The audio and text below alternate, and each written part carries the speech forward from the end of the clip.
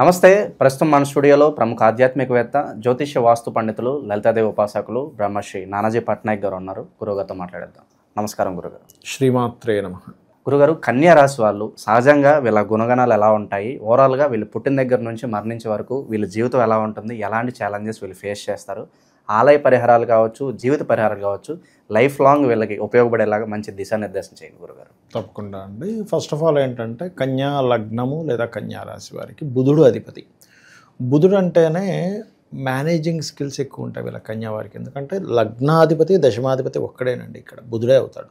So లగ్న దశమాధిపతులు ఎప్పుడైతే బుధుడు అవుతాడో వీళ్ళు ఏదైనా సరే చూసి నేర్చేసుకోగలరు, విని నేర్చుకోగలరు. ఇలా చెయ్యు అని చెప్తే ఇలాగే చేయాలి కదా వెంటనే అంటే వాళ్ళకి ఆ స్కిల్స్ ఎక్కువగా ఉంటాయి.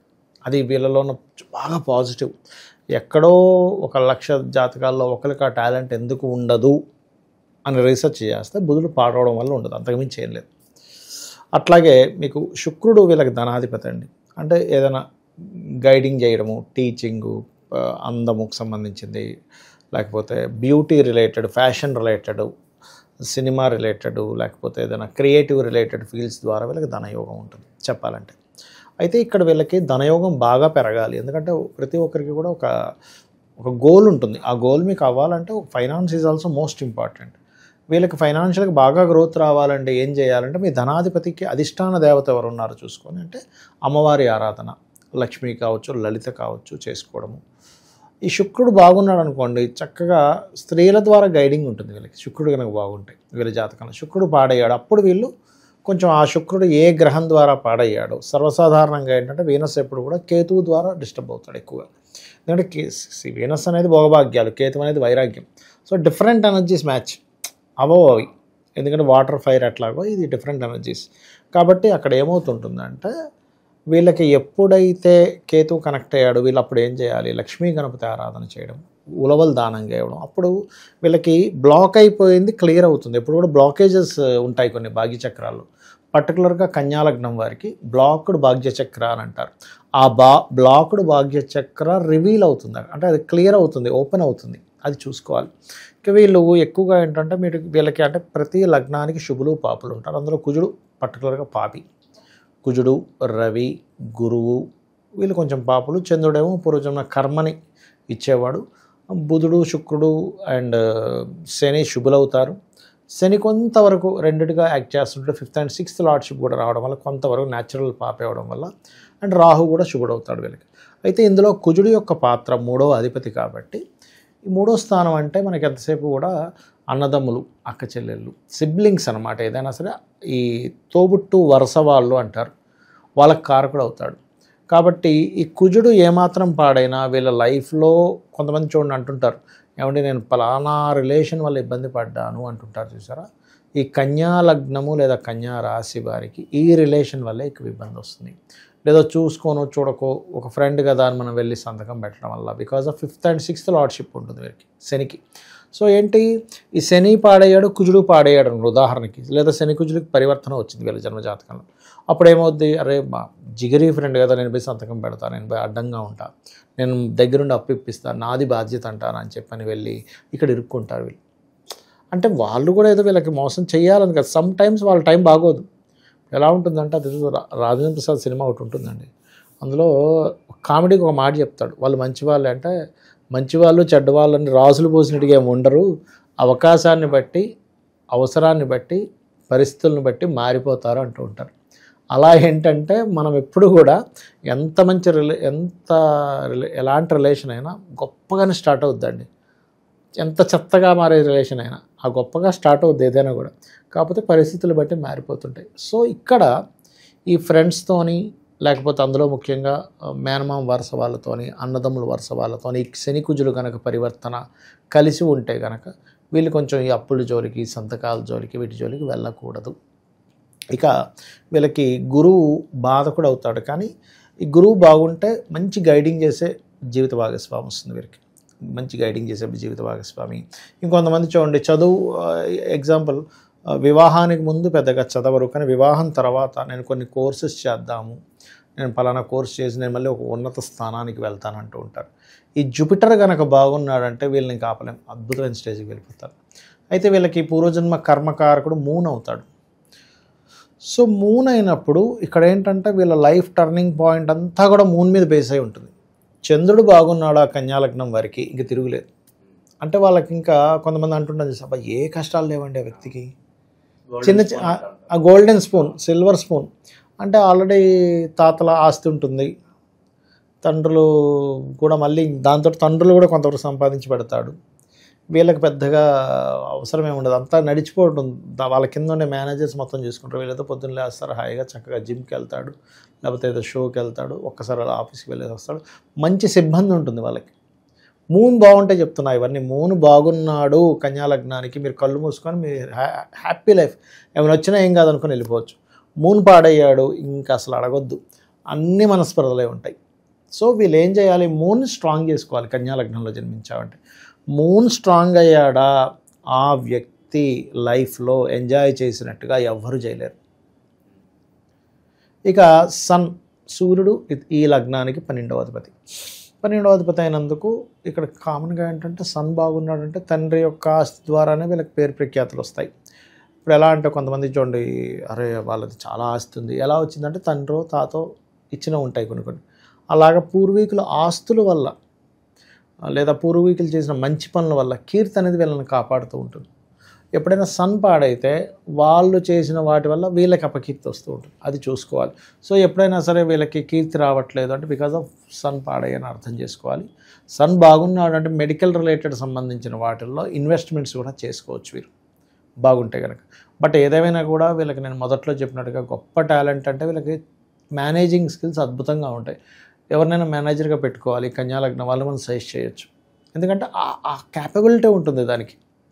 ఒక్కొక్క లగ్నానికి ఒక క్యాపబిలిటీ ఉంటుందని. బట్ ఇక్కడ ఏంటంటే అది ఎంత స్ట్రెంగ్త్ ఉంది. ఇప్పుడు ఉదాహరణకి గూగుల్లో ఉండే మెయిన్ పర్సన్కి ఒక చిన్న ఆఫీస్ ఒక 10 మంది ఉండే దాన్ని మేనేజ్ చేయడం చాలా తేడా ఉంటుంది.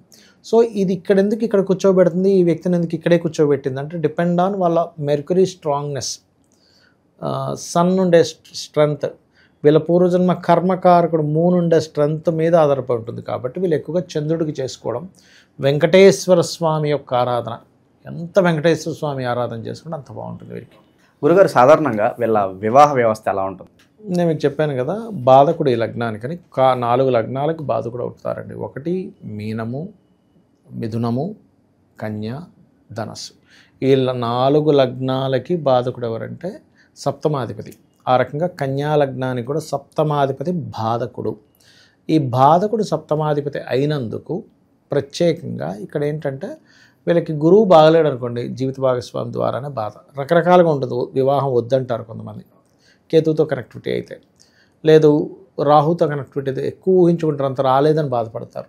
అంటే ఓవర్ ఎక్స్పెక్టేషన్ ఉంటుంది కొంతమందికి. ఎలా అంటే వివాహం అయిపోగానే అది ఇది అనుకుంటారు, నిజమైన దాంట్లో అలా ఉండదు.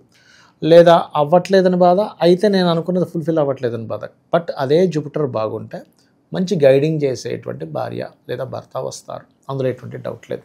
బట్ ఇది నీచంలో ఉందా, ఉచ్చస్థితిలో ఉందా, ఏ గ్రహాలతో కనెక్ట్ అయింది, ధనాధిపతితో కనెక్ట్ అయ్యాడు అనుకోండి, వివాహం తర్వాత డబ్బులు వస్తాయి.